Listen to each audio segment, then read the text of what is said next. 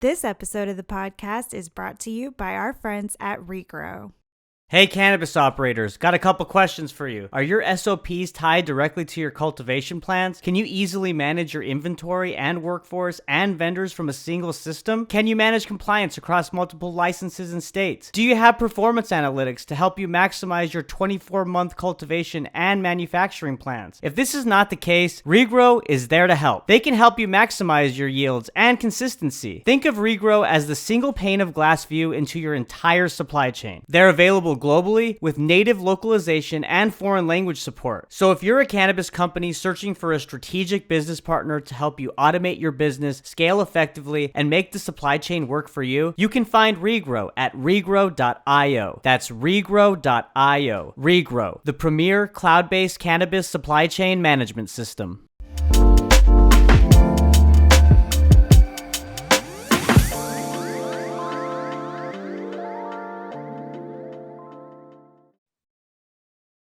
Okay, I think we're recording.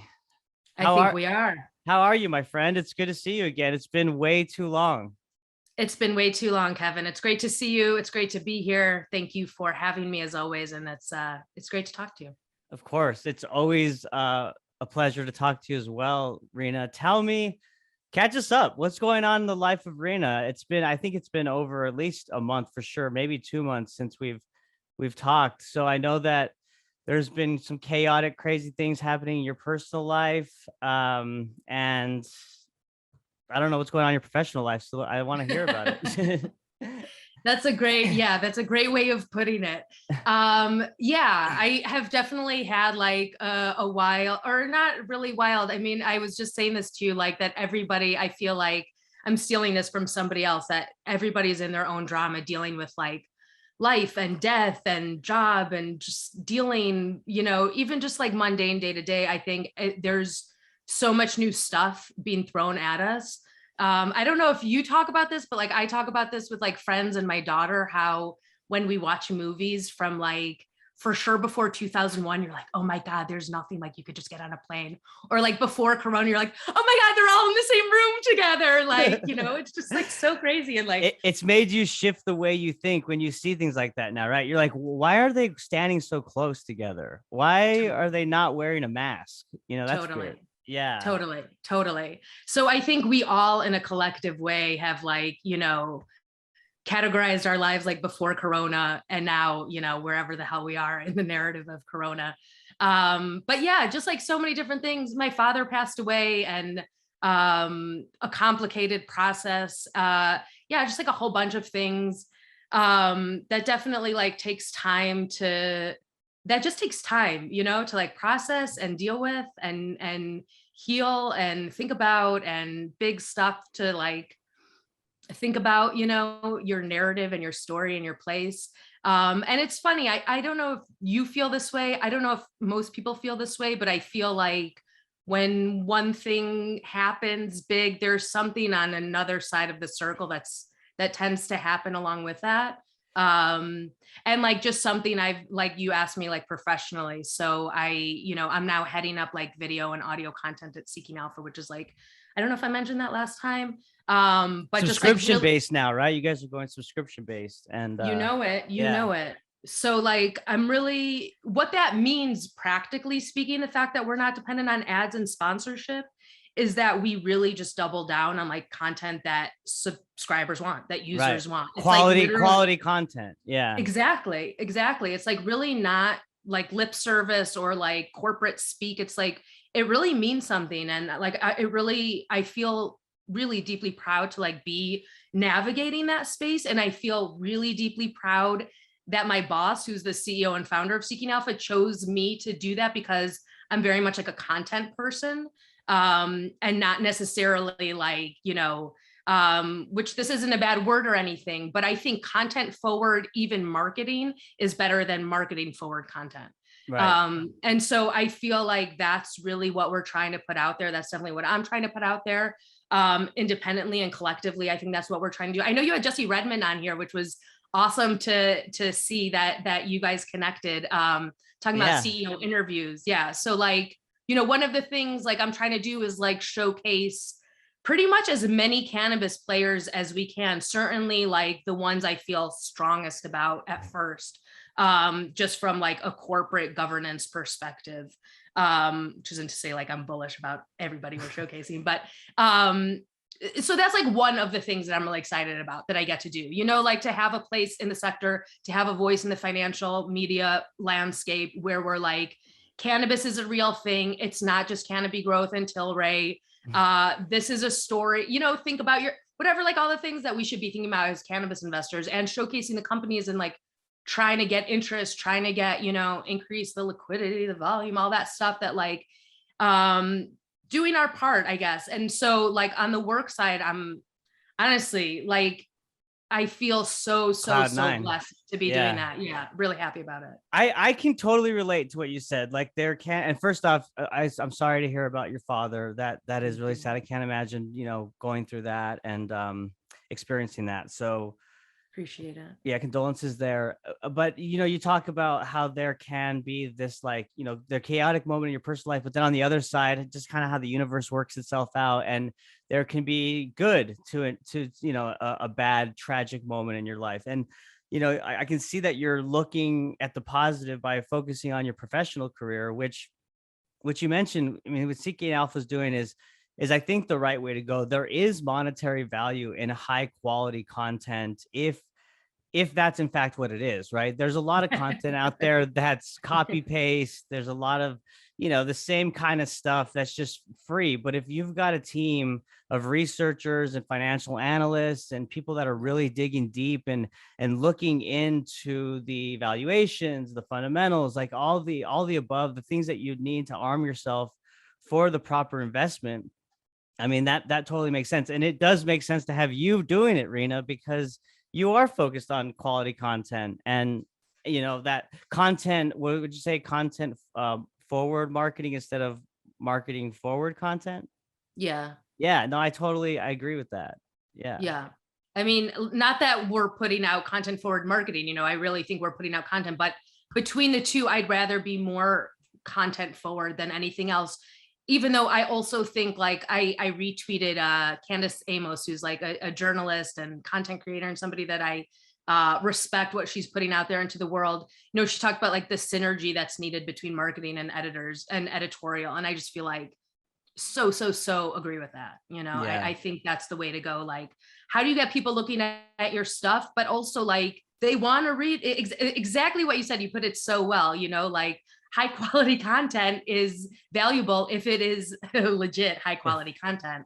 You know, Right. that's the difference. Yeah. And when So you read it, you can immediately tell. I mean, the totally. level of writing is superior. You know, the stats and the facts and the sources that they're backing with those data points is high quality, right? Like it's just a different experience. So I get what you're saying. If there's people that are, you know, skeptical of the paywall, I mean, obviously look into the publication before you buy in, but there is value to that for sure. Also, you get a few articles free before you buy in. There's a bunch of free content available. You know, some of our like videos are up on YouTube also. So there's a lot of stuff that you can get for free right now. But yeah, I mean, I obviously also feel like the stuff that you're getting at the premium level that you're, you know, paying for is obviously like exactly what you said. It's not just like, here's the EBITDA profile, here's their path to profitability, you know, but it's like, it's not just putting together a bunch of stats and saying this looks good, but it's like digging, you know, unpacking things. And anyways, I think we all know what cogent analysis looks like. That's right. So hey, I want to kind of switch gears. I want to ask you, so go back to your point about kind of the where we're living right now and kind of the feeling, right? And I want to ask, are you feeling this way also? Like the world is kind of figuring out what it's going to be next, like in this post-pandemic world. Like I don't know about in Israel, but it feels like in the US we're picking up the pieces, like mandates are being lifted, things are kind of settling. We're you know, we're hearing about conflict in Ukraine and Russia and that whole situation. But I mean, in the economic vulnerabilities in some areas, but I'm saying like it seems like society as a whole is just trying to figure out, well, where do we go from here? Is that kind of what you're feeling?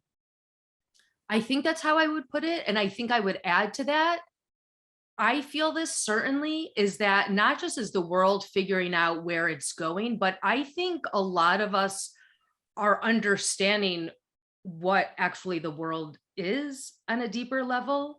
Yeah. I think for a lot of us that I certainly benefited from a degree of privilege, even though I also have a degree of struggle, but definitely my basic life is, up until like Corona, like working and traveling and, all of the things that like, a lot of us do in this upwardly mobile, globalized society. And then all of a sudden you're like, what? Like, Right. Like the game's changed. Like yeah, the whole game is switched, right? And you're yeah, like, wait, what? Everything that I thought was real and true and or whatever, whatever your own reality of perception was, it's now different, right? yeah, yeah. And I think, look, even my friends, like, I don't know about you, but like my family, I'm one of 5 kids. And I would say we all are somewhere in the same vein of how we think about COVID, but practically speaking, we're in different places of choices, different choices that we're making, from cautious to what some would deem not cautious. And in my friends, I'm having conversations, like I've had conversations at the beginning of the pandemic where people are like, I'm not leaving the house and I'm not going on a plane, and I'm wiping down all the products in my house, and then it's like this gradual process. But even like a year ago, people were like, I'm all vaxxed up. It's all like, just like, we're all listening and and mask and that. And I think even those people have questions now that they didn't have Yeah. a year ago. I think it's pretty clear that it's not this science is God from on high and everything we're being told is like totally legit, totally kosher, totally all science stuff. I mean, I think we all, anybody with a brain in their head, see that it's not just about science, it's about politics and the world and a bunch of BS. And I think it's scary and unnerving, and it makes you like dig deeper. And I would say, like, it's similar to the cannabis thing. Like, the more protracted this process is of social justice and business growth and real profits, like, the more you have to dig in and understand, like, why is this taking so long if everybody's saying that they believe in it? Like, what's Right. going on? Who else is giving money to who? And who's talking this way on one end and this way on the other. I always think it's fascinating to look at what people say on different outlets. Sometimes it can be drastically different, sometimes it can be slightly different. Mhm. Yeah, so that's how I would put it. I think that we all have had to have like a real reckoning with life, and I think that extends then to the personal and to the micro, and our own personal lives and what we're doing and where we live and how much money we spend and make and how we spend it, and do we buy local, and all of these things that we're now like grappling with, I think, on a much realer level. Also, some might say more depressing, and some days I think it's more depressing, and other days I'm like, well, that's real. Like, we're real. Now it's not like all doom and gloom, but at the same time, I think less rose colored. Gosh, you put that so perfectly, Rena, and I want to unpack a lot of it. I first off, I totally agree with everything you're saying. I think that at this point, anyone with a brain can see that this is more than what we were told it was, right? And critical thinking, I've said this on Twitter, critical thinking is one skill set that we majorly lack, right? I kind of see critical thinking as like an even split, at least in the United States. And I'm being generous in that split, but I'm saying I'd say half of the population will critically think, look into things if they're told at face value by the mainstream media. And then there's others that just kind of consume it and take it at face value, and they say, no, well, NBC reported this, or CNN reported this. And to your point, like, the doom and gloom part of, like, now that we know the people that do critically think, it is a tough burden. It's something that you have to carry every day. You're having to be more aware and more cautious of what you're consuming, right? But I get why there's a split and there's people that take it at face value, because critical thinking takes work. It's Yeah. not just like you hear something and you go about your day. You hear something and you go, wait a second, well, let me look that up. Let me see what is going on here. And even when you look it up, you have to go in with a lens of maybe my thinking maybe shifted a little bit with this Google search, right? Because we know that the algorithm tends to suggest and serve up content that you may not have thought of before, right? So we just have to be so cautious, I think, nowadays of just researching and hearing information, because anybody can say anything, right? And there are certain interests behind these entities that are protecting their interests, right? Yeah. Yeah. Yeah. And I think on that goes like on every side, I think there's some like, well, where's his PhD from? Like, well, how's he a doctor? Like if he's saying something that isn't either coming from mainstream news or like that you don't already think. I've heard that so many times on things that people have ended up changing their mind or been like, well, or somebody else has come out and said, well, this data is like obviously cherry picked. There's no way you can say, or just like different things that have proven out. But I think initially all of us are reluctant to believe what, questions are foundational beliefs, or even if they're, 1 degree removed from foundational beliefs. Yeah, I think that we're all having to manage that. And I think also I feel like it's definitely an issue of being really responsible with like how we're sharing information. And but at the same time, I also think that it would really benefit all of us from being more aware and open-minded, like exactly what you said. I think like it works on a personal level too. Like you can be in relationships with people where they're just like obstinate and won't open their mind to see it. And you're like, on one hand, it's like, okay, there's like a reason why they're choosing to look like that. They're, whatever we can say to those reasons. But at some point in this life, I think you have to kind of like crack yourself open and let the light in. Yeah, which isn't advocating for anything literally other than just like exposure to education and information and history and all of those good things. Yeah. When I say this, do you think this is, I'm saying I'm biased when I say this, but like cannabis consumers, would you say they're more enlightened because the plant by nature enlightens you? So like you kind of, it helps you put that lens on when consuming information to kind of weed through the BS, or is that not plausible? Is it, You know what? what do you It's think? funny. I'm sorry. I No, didn't go mean to- ahead. Yeah. No, I sometimes think like, is it the people that end up going to the plant that are inherently curious? I mean, obviously, I think the plant does open you up. I also sometimes think like people that have come from a more adverse circumstances, like they're usually inherently like deeper thinkers, but like, do you have to go through that to be such a deep thinker? Like, can somebody with a moderately like pleasant life be a deep thinker? Like, is it possible? I think it is, but it takes a certain something needs to be gnawing at you. And so I think for cannabis, I would say that most of the people I think or I've met or have, been introduced to me that partake of cannabis in some degree, mostly on a personal, from a personal choice, less of a medical choice. But I would also say those that pursue a cannabinoid treatment as opposed to like a pill or a typical Western medicine approach, they tend to be more aware, open-minded, deep thinkers. I will also say I have noticed that like I know people that were, and this is a total generalization, but I have noticed in some friend groups that people that smoked or partook of cannabis like in our 20s or something as more of like a social thing, just because like whatever, going out and people are doing it, but don't really have it as a part of their lives. I have noticed like a sort of like shrinking of the expansiveness as the years have gone on. Totally. Yes. Yes. Well, and it's not, I don't think it's to their fault. I think that it's because they're looking at it into what we've been indoctrinated, and that is like Yeah. the blinds being blurred, and cannabis is in that Schedule 1 narcotics list, right?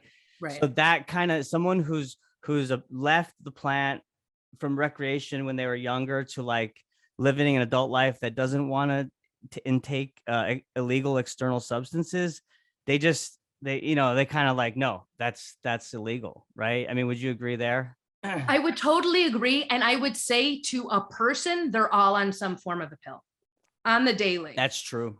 That's And true. that is what drives me crazy, because they're very much coming from that perspective. And it's like, and I'm always like, it's a plan, da, da, da, da, da, da, it's da, da, da. But and I'm incredulous how they can think that about a plant just because of how it's been stigmatized. But yet I feel like everybody I know is fine with popping a pill. No, it's not, that's an exaggeration, but like a lot of people I know are fine with popping a pill Well, it's every single day. normalized. It's It's totally normalized. normalized. It's Right. totally normalized. Right. Which, I'm not saying that it's a negative across the board. I'm not, but I do think that we should be questioning and looking at what we're treating ourselves with, what works long term, adverse effect, da, da, da. And certainly, if you're going to believe in the efficacy of a pill, you must open your eyes to see, at least on the same level, cannabis, and I would argue, much safer and, more holistic approach. But even if you're not going to take that approach, like certainly the same thing, so I've never understand it. It lights my fire, as I'm sure it does you. Yeah. It does. And the last kind of part to wrap up this segment here is the correlation. I mean, you touched on it, but there is such a strong correlation between cannabis prohibition and what we lived through with this pandemic in the last 2 years. Yeah. I see it. I mean, I didn't know so much about prohibition before I entered the podcast game and really got involved in the industry, but it really is. I mean, we've seen that cannabis is a treatment to so many ailments, right? Not an end all be all cure, but a management system. And we have receptors in our body that respond to this plant naturally, right? And for it to be deemed illegal and outlawed for so many years due to threat of industries, frankly, is pretty incredible to see play out again in a short matter of time, during this pandemic, I think. Absolutely. And I think on the flip side, what's been so interesting, and I would say, like, really, I think a lot of people would agree, really surprising, is the fact that cannabis businesses, and not just in the States, were deemed essential, pretty much on a global scale. It was like they closed everything down during those first days of the lockdown, and everybody's like, holy shit, we need to keep all the cannabis businesses all over the world open.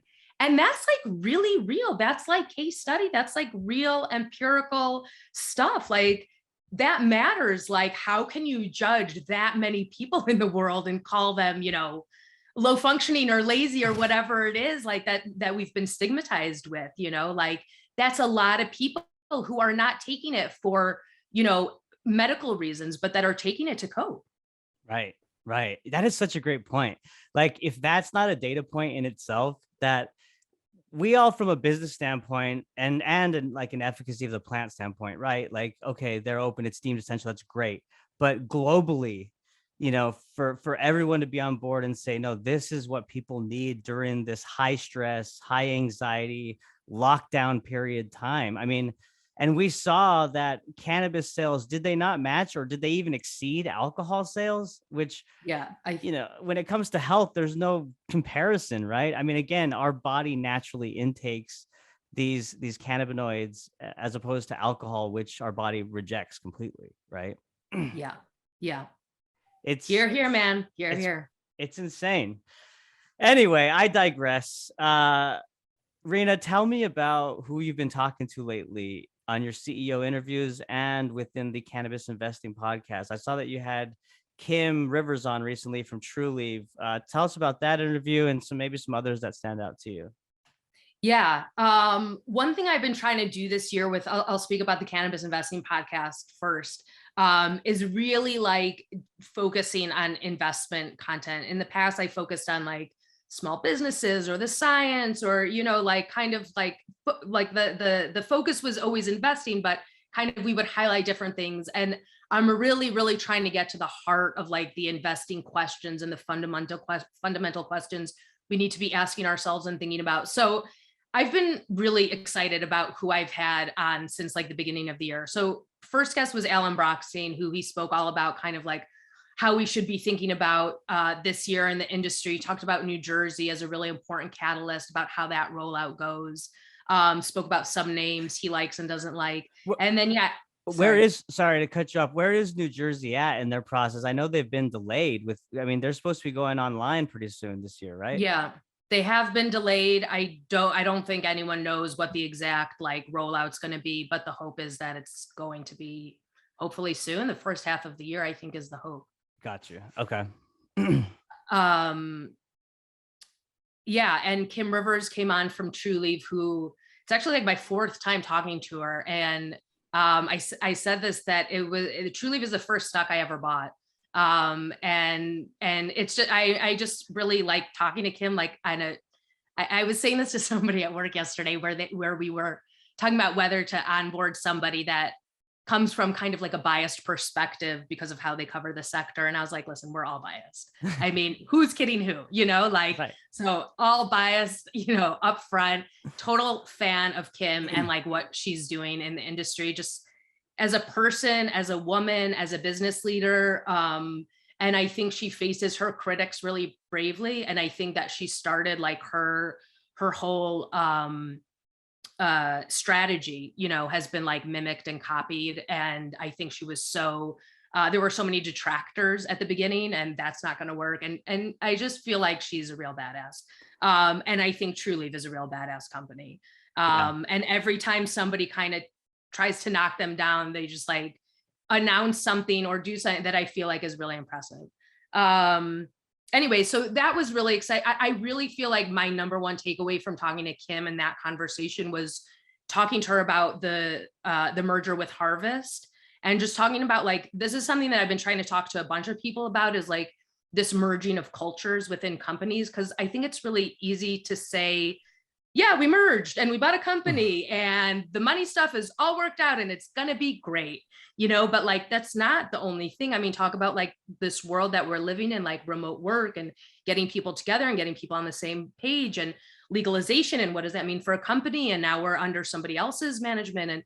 And I feel like she talked so openly and honestly and candidly about what it takes, and wasn't just like, yeah, it's got to join the two teams, so important. But like she gave like real examples of like having team meetings and like you're talking to everybody in the company, not just like the executive team or the managers, and just like feel impressed, and really also left me with the impression of, and the subsequent conversations I've had in subsequent episodes have left me with this feeling too.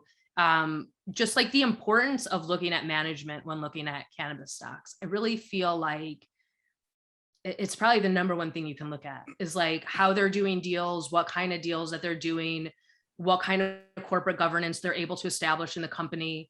And we see it left and right, like companies that aren't run well, even with management changes, sometimes like a company's culture, Mad Men, what? Like overtakes like everything else about this, it's like it really needs. So I think that's something I've really taken away. And I will just add, like, I didn't really answer your total question. I got really thrown You off there, are. but No, you're good. Keep okay. going. Yeah. No, I was just gonna say, in like the subsequent conversations I've had with like some analysts about California, and there's been so many questions about operations in California. Now we've talked about it a bunch, like parent company et al. But like how things may be changing there, and how like if you are managed well through the hard period and nobody is leaving this period, or nobody has gotten out of this period unscathed. I mean, everybody's share price has taken a crazy beating. Most are not matched up with the fundamentals. Most do not match the narrative of what they're doing. But here we are. Anyway, so I think if you focus on the management, I think that will really serve you well as an investor. You bring up a great point with management and the importance of, after an acquisition, is like ensuring that both teams are on the same page when it comes to company culture, processes, of company values, like everything, right? That everyone's kind of pointing at that North Star. And I can relate to that because, and cannabis is in a unique position right now to ensure that that happens, because consolidation is inevitable in this industry, right? We're just going to kind of start to see that as the years go on and as more states come online. And so, one thing that I would say in my experience working for a Fortune 500 company, one of the top telecom companies, I won't say the name, but they've gone through a lot of M&A and acquisition over the years that they've been in business. And through that, I mean, this is a big machine that is a big machine that moves, right? And it's just go, go, go. And they have to get their operations out. But as they bring new teams on, it is a really, really difficult work environment to be in, because you're just kind of thrown in. You're directed to turn this knob, and that's kind of it. And so there is no feel of company culture in that environment. And so it's really important, I think, that cannabis does focus on that, and management to lead that effort is very important. And it sounds like Kim is really putting that top of mind with that recent acquisition of Harvest. Is that right? Yeah, I would say that that's totally exactly right. Yeah. Yeah. So, I mean, I agree with you. Management is super important. And then what about Alan? What other kind of takeaways did Alan say about investing in cannabis in 2022? I mean, we're coming to the end of February now. What were some of his insights that were key takeaways? I'll actually tell you something that from our most recent episode. I'll give you something different that I feel like is really salient takeaway for investors. So I had on Julian Lynn, who I've had on a bunch of times. He was on our master class in cannabis investing. He has a cannabis marketplace service with Seeking Alpha. And I used to have him on with Jim Baker, different analysts. I've had him a couple of times by himself. But this episode, I had him on with Jason Power. So I don't know if you know him. He writes on Reddit. So his username is like CMDR something. He writes a lot about politics and cannabis, and he comes from Washington and was a staffer on the Hill and different committees. And, he has a real expertise in that field. And he's been writing me, for over a year for sure, just like through listening to the podcast, and like always pushing me on like, but what happens if legalization takes a long time? But what happens if like it's 20 years from now, and like, what does Trulieve look like then? Like, how can they still be like looking this good? What happens to their valuation? Like the more the story gets diluted, or different things happen in terms of like the regulatory picture, interstate commerce. And so I feel like Julian is probably like one of the most bullish but also a really strong analyst. And so the two of them together, I thought was just like, honestly, I didn't do much more than just put them together. And a lot of my questions were just like, Julian, Jason, You were the official of the yeah, of the back and exactly. forth. Yeah. Yeah, like That a sounds like a really microphone. good episode to tune into. I gotta check that one out. It is a Yeah. really good episode. And like I felt myself like just listening and forgetting that I'm like supposed to be like hosting, because I'm just like, wow, this is so smart. Wow, what a great point. And just so like the main takeaway is just about like our investing timelines, and just kind of like how long we're looking at it. Like if our investing timeline is a year, that's going to be really different than our investing timeline for 10 years, or for 5 years. And like I think every smart person is looking at the cannabis regulatory picture and being like, this is going to take longer than everybody promises. This is not happening next month or next session, or even if we get like a big catalyst, that doesn't mean anything or it doesn't mean a lot for the federal picture. It's a protracted process. And listen, even when the lies, Freudian, even when the laws are like, sussed out and figured out and pen to paper and all of that, the acting out of that takes a long time, so like everything is just like a long process, and I think a lot more drawn out than like clickbait or sound bites would have you believe. And just the importance of like where we are. We've talked about this a bunch, like all the metaphors that people use, like we're in the first inning where like train hasn't left the station, but like talking about it, like looking at an Apple or Netflix and trying to figure out like, am I buying MySpace or am I buying Facebook? Like, and who is going to be the company that is able to kind of like, and like Jason was saying, like, there's nothing wrong with MySpace, it was a smart model, like it served like a huge audience. It just didn't navigate for the next iteration of growth. Right. And so again, management, vision. Yep. Same with like the Blockbuster Netflix story, right? Totally. Blockbuster's like, online. Psh, come on. We're not going to put our content library online. We'll just mail it out.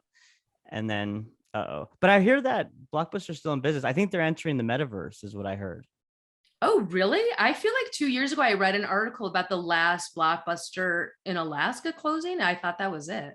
Well, yeah, in terms of like storefront, like brick and But like mortars, a company? yeah, I think that they're still like registered. They're still like a legally operating business. But I've heard rumors. I haven't read anything, but I've heard people saying that they're like doing something in the metaverse, buying stuff up, like planning stuff. I don't know. The They're coming metaverse. back like Kodak. Remember, That's everybody counted out Kodak. that's right. Well, what was their story? Where's I, Kodak now? I was just going to say, I'm not sure that they're doing too well, but I do think that they're making it. I don't know enough about them to speak, but I do feel like that they made some kind of like reinventing themselves for, this modern age and kind of like getting out of like, but we're just processing film. That's what we do. Right. Yeah. Well, that's kind of like what I talked about with Jim Belushi recently. He was on the Yeah. podcast. I saw Yeah. that. And I know Isn't that he so fun to talk to? he is the biggest personality. That guy is so genuine, so Totally. authentic. Totally. I really enjoyed talking with him. And I loved it. there's no BS with him. Like you really can sense. I mean, yeah, he's an actor, but he's really like genuine in where he comes from, right? His delivery may be whatever, but I just enjoyed it. He's a really great guy. Shout out I to did too. Jim. And Yeah, I had a thrill talking to him, especially as like Chicago boy. It was like total. I fangirled a little bit. It was really fun. yeah, and well, you talk about like brand evolution and how you can pivot into something else, like the Kodak story, potentially what blockbusters do. Jim's brand, I mean the Blues Brothers, right? Which Danny Aykroyd sold him the license and the rights to, and they're working together now. It's incredible how that movie can transcend into now a tangible product within the cannabis space, and he talked about how the Blues Brothers kind of the story of the Blues Brothers really integrates with the cannabis lifestyle because it's about music, it's the mission from God, it's all these different things that are the creativity aspect. So I don't know. I thought that was really cool, how brands can do that over the years, especially legacy brands, right? They don't just Totally. fulfill one purpose. They can do other things. So Totally. I think something I really like about Jim Belushi is like, aside from the fangirling and talking to him about working with Bonnie Hunt and things that excite me on that level. But what I was really impressed by is he could easily have just been like, yeah, I'm a celebrity and like, this is like a brand that, but I feel like there is a real spiritual component to how he talks about like even farming and growing and where the farm is and how he got the land and how that ties into the whole Blues Brothers approach and how it ties into like his brother John and like that whole story of addiction and non-cannabinoid, putting stuff that's not cannabis in your body for a high or a release or an escape or a tuning in or a tapping out, like whatever it is. Yeah, I found how he speaks about that spiritual side of things, like really, really moving and inspiring. I had just seen also like, just coincidentally, a documentary about his brother. And it really moved me, kind of like how he was talking about his family after having just kind of seen this whole deep dive into his family and how they've struggled with addiction and all those things. yeah, I mean, he said himself, I lived through it. I lived Yeah. through a fatality with addiction, his brother, and he talks about that. And one thing that is really unique about this show, that Growing Belushi show, outside of the education and the entertainment, right? Because it's real fun. There's different characters in the storyline. Is there's a realness aspect to it as well, right? Like not just the challenges of cultivation, but in this last season, the last episode of the last season, he had just built this new barn, and in our interview, he talks about how he noticed that like up the road where he lives in his farm, there's like some quote unquote hemp farm that guys with really nice trucks that are carrying guns that he saw and stuff. And in the last episode of last season, his barn is burned to the ground, and it was just built. So that kind of even sheds a light into maybe some nefarious activity with the illicit market, still trying to compete with the legal market due to federal, illegalization. So it's interesting how you get to see it from even like a Jim Belushi, who's a celebrity who's got to deal with discovery, right? Who is still having challenges when it comes to nefarious behavior like that. Or we see it every day happening with robberies in dispensaries. Prohibition's not working, basically, is what I'm saying. It's absurd. I'm actually I just finished the first episode. I think there's 4 episodes of Ken Burns did a thing on prohibition, alcohol prohibition. And it's just so wild. Like legislating human behavior is just show me a time that it's worked other than like total despot, like human destruction. Like other than that, like show me a time that it's worked. It does. I don't even, whatever. I mean, I know where it's coming from, but I pick a different lane. I don't know. It just it makes no sense. It's horrible and asinine and racist and disgusting. Yeah, it's just gross. All the above. Yeah. Yeah. Oh, Rena, well, where do we go from here? What what that's always my like I follow up with you, I feel like, is where do we go from, because we get so deep, of course we don't have the answers. What does this year look like? I think it's probably going to be quieter, right? I would imagine there's going to be, I saw, I always get his name, pronounce it wrong, Representative Perlmutter. Am I saying that right? Yeah, I know that he's really pushing for safe banking. He's introduced a standalone bill once again, right? So we'll see how that plays out. But what do you think on the cannabis front, legislation wise or even financial wise? Legislation wise, I'm not sure what happens this year, but I do see around me a bunch of deals being done, certainly a handful of deals being done at like pretty decent rates, better rates that were being done a year ago, 2 years ago. That means that institutions are starting to warm up and come in. I think, I don't know what happens with safe banking. I'm not a huge optimist on that front this year. I don't know how it kind of unravels itself, like the ability to uplist or the ability to take off some of the shackles with the financial, onerous regulations like 280E, for instance. I don't know how it looks. I do think that we get closer to some kind of picture of understanding what the next step is in kind of unburdening the cannabis companies from like undue regulation. I do feel like we get somewhere closer to finding that out. But I would say just like keep looking at the companies that excite you, keep looking at the management that you feel like is doing things right. And I feel like that will lead investors to a good place in terms of like profit loss sense. I think, like, I don't know about this year, like states coming online, but in the next couple of years, 2 to 3 years, I think there's some nice states coming online with adult use probably. That'll be interesting to look out. Florida's like the most obvious, biggest example, I would think. I mean, New Jersey and New York also obviously, but that's already like been deemed so. It just is a matter of it rolling out.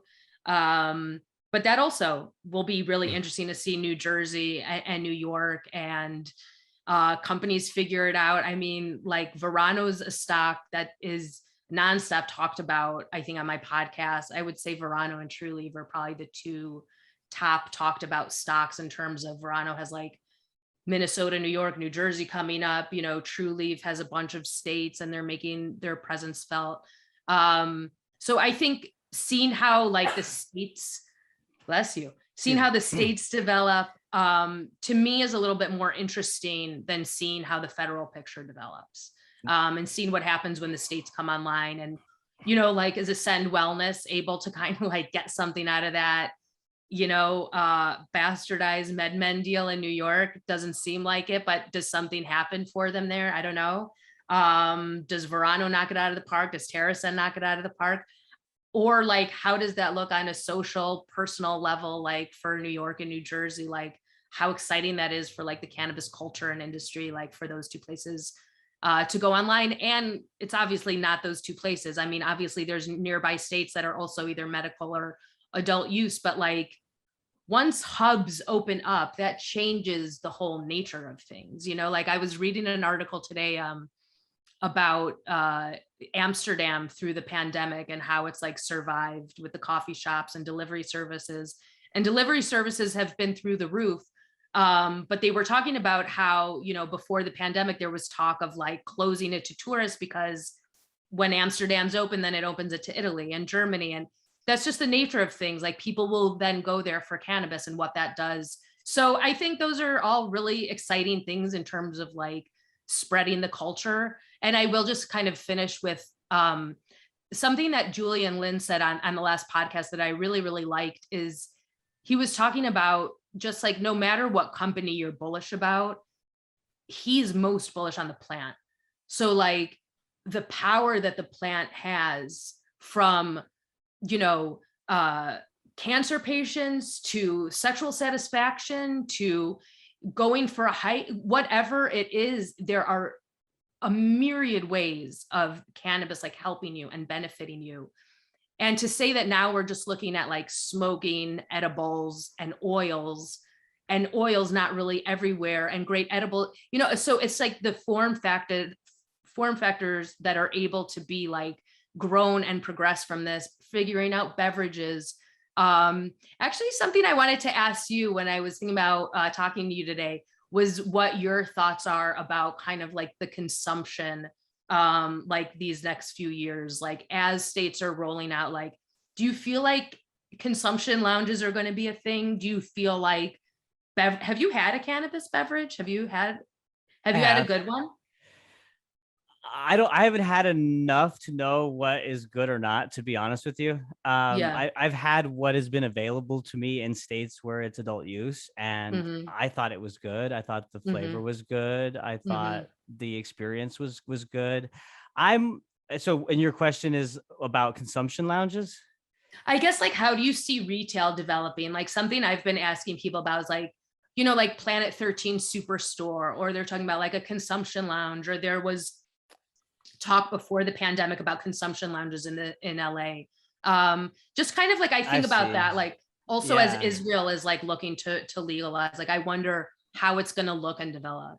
I think it's gonna play out in like the different consumer markets that these products play in. So like we've talked about the medicinal side. So there's gonna be like the health and wellness component. So like to your point, like maybe at gyms or at vitamin shops or supplement shops, there's gonna be a section where there's, a juice bar where you can get CBD infused drinks, or I wouldn't imagine THC would be as prevalent. I mean, I could be wrong, but then when you think about recreation lounges, like I see New York, right? They're talking about really being a test bed for a lot of consumption lounges. So I would imagine in that sense, it's more of like when you go to MJ BizCon and you go to those consumption parties where you've got dabs, you're smoking, you're sitting down, you're having cocktail infused THC drinks, right? So more of kind of like the nightlife scene. So I think they're going to be similar, but they're going to be different into what markets and what consumers they're appealing to. Yeah. Can I ask you, I'm just curious because I don't know why, but I haven't had a cannabis beverage. Like I have been in legal states. I just haven't had one. Do you feel like were you with friends and did you guys like all I'm just curious like how people are utilizing it. Do you feel like it was like a go-to item, like, yeah, let's get some cannabis beverages, or was it just like, let's try a cannabis beverage and see what it's Let's like? let's try. Yeah, let's try. It's so new, at least for in my experience, that it was just like, but I have a sister, right, who's in New Mexico, and she has a license for medicinal, and she buys the drinks. I mean, she Mm-hmm. she buys the drinks and has it to consume, and that helps her. So it's just different if you're accustomed to it, I would imagine, and you like your flavor. Like there's products that she loves. Like there's this lemon bar, and Mm-hmm. she just always looks forward to that. She'll go in and say, "Do you have that lemon bar?" And sometimes they have it, sometimes they don't. But it's based on like obviously taste, feeling, experience, dosage. Yeah, it's all the above. I'm one where I like edibles are okay, but my preferred method of consumption is smoking. I feel that I get the most benefit from just inhaling. The edible is a different experience, and I enjoy it, but not as much as is actually smoking Totally the flower. agree. And full circle, I feel like going back to your question at the beginning, like, do you feel like people that consume cannabis, like it says, like, or is there a certain type of person that's like consuming cannabis? Like, I feel like that extends like how people consume cannabis. Like, I Yeah. feel like the people that like, like, I feel like are on the same page as me, like in basically everyone always prefer smoking it. Right. That's Are you joints, or what do you do? I honestly, in my old age, I kind of like a pipe just because it's a little bit cleaner. Same. Yeah. But I feel like all things being equal, probably a joint. It just doesn't go down as smoothly the older I get. Yeah. I only roll joints when I have like friends over and it's like a community Yeah, sharing kind of thing. yeah, But if yeah, it's personal consumption, just when I'm, medicating, it's pipe. Yeah. yeah, yeah. I'm with you. Or my Canna Devices bong that I just got. So shout out Bada to bing. Canna Devices, Chris Piazza. Thank you, sir. I'm enjoying it. That's awesome. That's awesome. Rena, thank you so much for your time. Oh, we're gonna say something. Did I cut you off? No, no, Sorry. no, no, no, no, no, no. I was You're gonna good. say You're good. thank you so much for your time. It's always a pleasure. This is my therapy, as I've said before, to kind of just talk with you and catch up. And I'm glad to hear that you're thriving in your professional life. And hey, there's bumps in the road with our personal lives, but it seems like you're getting through it. And the community's here to support you. So just always know that we got your back. Thank you, friend. I always really, really, really enjoy these conversations, Kevin. It's always a joy to see you, to talk to you. I'm already looking forward to the next time, but appreciate you and thank you. Yes, thank you, and thank everybody for listening. Absolutely. Bye.